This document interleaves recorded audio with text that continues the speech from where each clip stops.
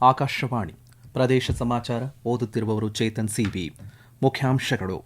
ರಾಜ್ಯದಲ್ಲಿ ಇನ್ನೊಂದು ವರ್ಷದಲ್ಲಿ 5 ಲಕ್ಷ ದರಖಾಸ್ತು ಪೋಡಿ ಮಾಡುವ ಗುರಿ ಸಚಿವ ಕೃಷ್ಣ ಬೈರೇಗೌಡ.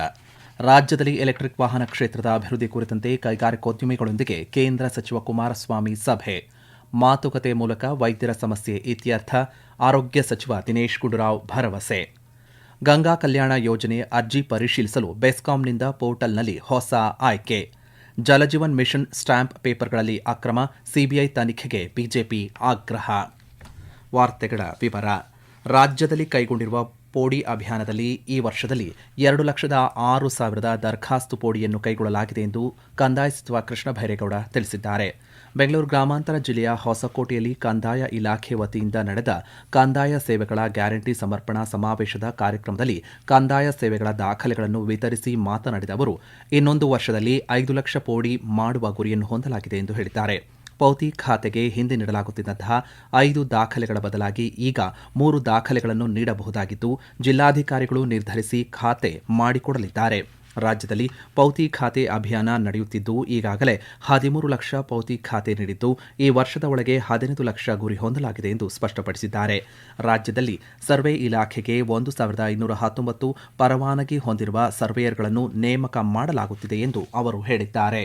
49 ಲಕ್ಷದಲ್ಲಿ ಈಗಾಗಲೇ 13 ಲಕ್ಷ ಜನಗಳಿಗೆ ನಾವು ಸ್ವಯಂ ಪ್ರೇರಣೆಯಿಂದ ನಾವೇ ಹೋಗಿ 20, 30, 50 ವರ್ಷದಿಂದ ಪೌತಿ ಖಾತೆ ಆಗದೆ ಇದ್ದದನ್ನ ಈಗ ನಾವು ಮಾಡಿಕೊಟ್ಟಿದ್ದೇವೆ. ಇನ್ನು ಈ ವರ್ಷದ ಒಳಗಡೆ ಇನ್ನ ಒಂದು 15 ಲಕ್ಷ ಮಾಡುವಂತ ಗುರಿಯನ್ನ ನಾವು ಹಾಕೊಂಡಿದ್ದೇವೆ. ಅದೇ ರೀತಿಯಲ್ಲಿ ಈ ಜಿಲ್ಲೆಯಲ್ಲೂ ಕೂಡ 1,416 ಮಾಡಿದ್ದೇವೆ. ಅದರಲ್ಲಿ ಇವತ್ತು 10,200 ಜನಗಳಿಗೆ ವಾರಸುದಾರರ ಹೆಸರಿಗೆ ಖಾತೆ ಮಾಡಿ ಆರ್ಟಿಸಿ ಅನ್ನ ಕೊಡುವಂತ ಕಾರ್ಯಕ್ರಮ ಮಾಡಿದ್ದೇವೆ. ಕಾರ್ಯಕ್ರಮದಲ್ಲಿ 3,100 ದರಖಾಸ್ತು ಪೋಡಿ, 10,200 ಪೌತಿ ಖಾತೆ ಹಾಗೂ 1,700 ಸಾಮಾಜಿಕ ಭದ್ರತೆಯ ಅಭಿಯಾನದ ಅಡಿಯಲ್ಲಿ ಒಟ್ಟು 15,000 ಕಂದಾಯ ಸೇವೆಗಳ ದಾಖಲೆಗಳನ್ನು ವಿತರಿಸಲಾಯಿತು. ರಾಜ್ಯದಲ್ಲಿ ಎಲೆಕ್ಟ್ರಿಕ್ ವಾಹನ ಕ್ಷೇತ್ರದ ಅಭಿವೃದ್ಧಿ ಹಾಗೂ ಅದಕ್ಕೆ ಪೂರಕ ವ್ಯವಸ್ಥೆಯನ್ನು ಸೃಷ್ಟಿಸುವ ಹಿನ್ನೆಲೆಯಲ್ಲಿ ಕೇಂದ್ರದ ಬೃಹತ್ ಕೈಗಾರಿಕೆ ಮತ್ತು ಉಕ್ಕು ಖಾತೆ ಸಚಿವ ಎಚ್.ಡಿ. ಕುಮಾರಸ್ವಾಮಿ ಇಂದು ಕರ್ನಾಟಕ ಕೈಗಾರಿಕೆ ಮತ್ತು ವಾಣಿಜ್ಯ ಮಂಡಳಿ ಅಧ್ಯಕ್ಷರು, ಪದಾಧಿಕಾರಿಗಳು ಮತ್ತು ಕೈಗಾರಿಕೋದ್ಯಮಿಗಳ ಜತೆ ಮಹತ್ವದ ಸಭೆಯನ್ನು ನಡೆಸಿದರು. ಬೆಂಗಳೂರಿನ ಎಚ್ಎಂಟಿ ಭವನದಲ್ಲಿರುವಂತಹ ಸಚಿವರ ಕಚೇರಿಯಲ್ಲಿ ನಡೆದ ಈ ಸಭೆಯಲ್ಲಿ ರಾಜ್ಯದಲ್ಲಿ ಎಲೆಕ್ಟ್ರಿಕ್ ವಾಹನ ಕ್ಷೇತ್ರದ ವಿಸ್ತರಣೆಗೆ ಇರುವ ವಿಪುಲ ಅವಕಾಶಗಳ ಬಗ್ಗೆ ಸುದೀರ್ಘ ಚರ್ಚೆ ನಡೆಸಲಾಯಿತು. ಮಂಡ್ಯ ಜಿಲ್ಲೆಯಲ್ಲಿ 500 ಕೋಟಿ ರೂಪಾಯಿ ವೆಚ್ಚದಲ್ಲಿ ಜಾಗತಿಕ ಮಟ್ಟದ ಪರೀಕ್ಷಾ ಕೇಂದ್ರವನ್ನು ಸ್ಥಾಪಿಸುವ ಬಗ್ಗೆ ನಿರ್ಧಾರ ಕೈಗೊಂಡ ಹಿನ್ನೆಲೆಯಲ್ಲಿ ಕುಮಾರಸ್ವಾಮಿ ಅವರನ್ನು ಕೈಗಾರಿಕೋದ್ಯಮಿಗಳು ಅಭಿನಂದಿಸಿದರು. ಇಂತಹ ಕೇಂದ್ರವೊಂದು ರಾಜ್ಯಕ್ಕೆ ಅಗತ್ಯವಿದ್ದು, ವಾಹನೋದ್ಯಮಕ್ಕೆ ದೊಡ್ಡ ಶಕ್ತಿ ನೀಡಲಿದೆ. ಮುಖ್ಯವಾಗಿ ಇವಿ ಉದ್ಯಮಕ್ಕೆ ದೊಡ್ಡ ಪ್ರಮಾಣದಲ್ಲಿ ಉತ್ತೇಜನ ನೀಡಲಿದೆ ಎಂದು ತಿಳಿಸಿದರು. ಈ ವೇಳೆ ಮಾತನಾಡಿದ ಕುಮಾರಸ್ವಾಮಿ ಅವರು, ರಾಜ್ಯದಲ್ಲಿ ಎಲೆಕ್ಟ್ರಿಕ್ ವಾಹನ ಕ್ಷೇತ್ರದ ಅಭಿವೃದ್ಧಿಗೆ ಸಂಶೋಧನೆ, ಉತ್ಪಾದನೆ ಮತ್ತು ಉದ್ಯೋಗ ಸೃಷ್ಟಿಗೆ ಒತ್ತು ನೀಡಲಾಗುವುದು. ಸಾರಿಗೆ ಕ್ಷೇತ್ರದಲ್ಲಿ ಇಂಗಾಲ ಹೊರಸೂಸುವಿಕೆಯನ್ನು ಶೂನ್ಯ ಮಟ್ಟಕ್ಕೆ ಇಳಿಸಿ ಪರಿಸರ ಪೂರಕ ಸಾರಿಗೆ ವ್ಯವಸ್ಥೆ ರೂಪಿಸಿ ದೃಢ ಸಂಕಲ್ಪವನ್ನು ಪ್ರಧಾನಿ ನರೇಂದ್ರ ಮೋದಿಯವರು ಕೈಗೊಂಡಿದ್ದಾರೆ ಎಂದು ಹೇಳಿದರು. ವೈದ್ಯಾಧಿಕಾರಿಗಳೊಂದಿಗೆ ಮಾತುಕತೆ ನಡೆಸುವ ಮೂಲಕ ಸಮಸ್ಯೆ ಇತ್ಯರ್ಥಪಡಿಸಲಾಗುವುದು ಎಂದು ಆರೋಗ್ಯ ಸಚಿವ ದಿನೇಶ್ ಗುಂಡೂರಾವ್ ತಿಳಿಸಿದ್ದಾರೆ. ರಾಜ್ಯದಲ್ಲಿ ವೈದ್ಯಾಧಿಕಾರಿಗಳು ಮುಷ್ಕರ ನಡೆಸಲು ನಿರ್ಧರಿಸಿರುವ ಕುರಿತ ಪ್ರಶ್ನೆಗೆ ಮಂಗಳೂರಿನಲ್ಲಿಂದು ಪ್ರತಿಕ್ರಿಯಿಸಿದ ಅವರು, ಆರೋಗ್ಯ ಸೇವೆ ಜನರಿಗೆ ಅತ್ಯಂತ ಅಗತ್ಯ ಸೇವೆಯಾಗಿದ್ದು, ಇದನ್ನು ಸ್ಥಗಿತಗೊಳಿಸುತ್ತೇವೆ ಎಂದು ಹೇಳುವುದು ಸರಿಯಲ್ಲ ಎಂದು ಅಭಿಪ್ರಾಯಪಟ್ಟಿದ್ದಾರೆ. ಈಗಾಗಲೇ ವೈದ್ಯರ ಬಹುತೇಕ ಬೇಡಿಕೆಗಳನ್ನು ಸರ್ಕಾರ ಈಡೇರಿಸಿದೆ ಎಂದು ಅವರು ಸ್ಪಷ್ಟಪಡಿಸಿದ್ದಾರೆ. ಗಂಗಾ ಕಲ್ಯಾಣ ಯೋಜನೆ ಕುರಿತ ಅರ್ಜಿಯ ಸ್ಥಿತಿಯನ್ನು ರೈತರು ಆನ್ಲೈನ್ನಲ್ಲಿ ಟ್ರ್ಯಾಕ್ ಮಾಡಲು ಗಂಗಾ ಕಲ್ಯಾಣ ಪೋರ್ಟಲ್ನಲ್ಲಿ ಬೆಸ್ಕಾಂನಿಂದ ಹೊಸ ಆಯ್ಕೆ ಕಲ್ಪಿಸಲಾಗಿದೆ ಎಂದು ಇಂಧನ ಸಚಿವ ಕೆಜೆ ಜಾರ್ಜ್ ತಿಳಿಸಿದ್ದಾರೆ. ಬೆಂಗಳೂರಿನಲ್ಲಿಂದು ಪೋರ್ಟಲ್ನ ಹೊಸ ಆಯ್ಕೆಯನ್ನು ಅನಾವರಣಗೊಳಿಸಿದ ಅವರು, ಯೋಜನೆಯಲ್ಲಿ ಪಾರದರ್ಶಕತೆ, ಸಾರ್ವಜನಿಕರಿಗೆ ಸುಲಭ ಮಾಹಿತಿ ಒದಗಿಸಲು ಈ ಹೊಸ ಆಯ್ಕೆಯನ್ನು ಪರಿಚಯಿಸಲಾಗಿದೆ ಎಂದು ಹೇಳಿದರು.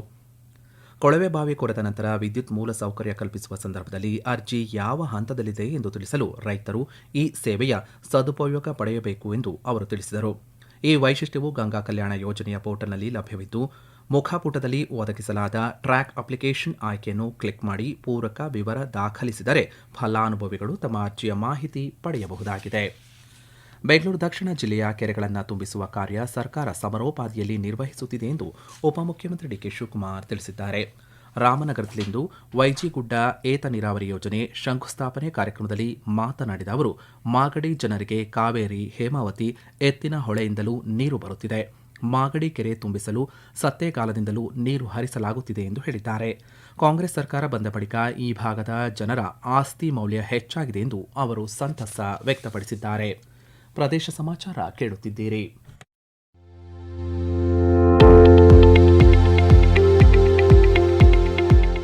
ನಮ್ಮ ಎಲ್ಲ ರಾಷ್ಟ್ರೀಯ ವಾರ್ತೆಗಳು ಹಾಗೂ ಪ್ರದೇಶ ಸಮಾಚಾರ ಈಗ ಆಕಾಶವಾಣಿ ನ್ಯೂಸ್ ಕನ್ನಡ ಯೂಟ್ಯೂಬ್ ಚಾನೆಲ್ನಲ್ಲಿ ಲಭ್ಯ.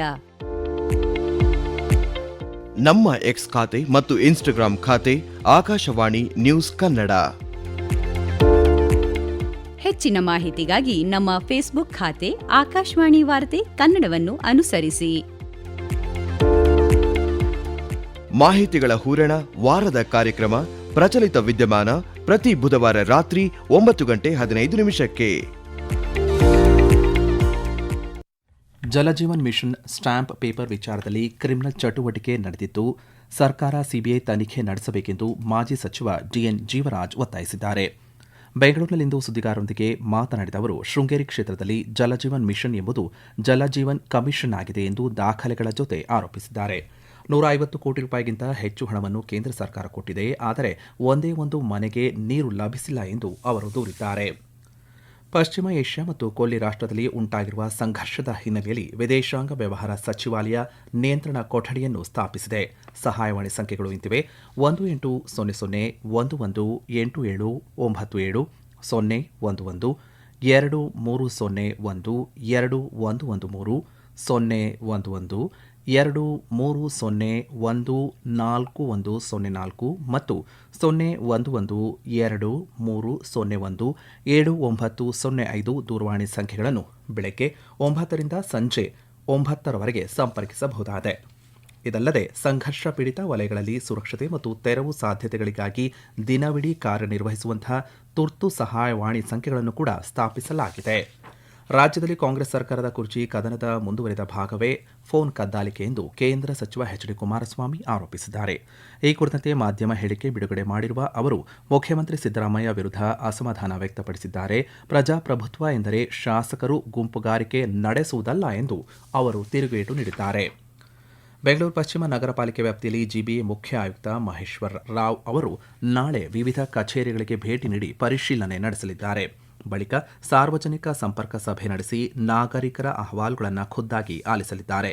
ಗ್ರೇಟರ್ ಬೆಂಗಳೂರು ಪ್ರಾಧಿಕಾರದ ವ್ಯಾಪ್ತಿಗೆ ಒಳಪಡುವ ಬೆಂಗಳೂರು ಕೇಂದ್ರ ನಗರ ಪಾಲಿಕೆ ಹಾಗೂ ಪೂರ್ವ ನಗರ ಪಾಲಿಕೆಗಳಲ್ಲಿ ಈಗಾಗಲೇ ಸಾರ್ವಜನಿಕ ಸಂಪರ್ಕ ಸಭೆ ನಡೆಸಲಾಗಿದ್ದು, ನಾಗರಿಕರಿಂದ ಸಕಾರಾತ್ಮಕ ಸ್ಪಂದನೆ ದೊರೆತಿದೆ.